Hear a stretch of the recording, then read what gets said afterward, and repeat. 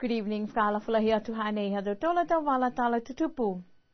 Koe taha whakawhilianga ni lahe tala he tau tangata kia I ki hau nei ha Michael Fleming moi whakatawhano niwe kua whakausi tua I ki tua he whakawhilianga.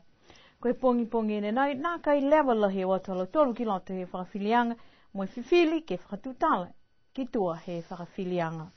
Koe aho ine awhine whaimanatu I ki whakawhili ko Patrick Savage ke mai ke na ka he tau whahine ua ke liu whakatutala ki tua he whakawhilianga ke maua taha whakausianga.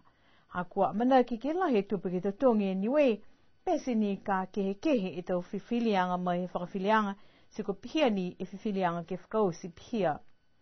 Pehe lilifu pali mihe motiko toke tālangi, whia ia ha ko mita ke whakahikuanga, nā kai mai ke ia ke whakatutala ke he whiwhilianga he whakawhilianga.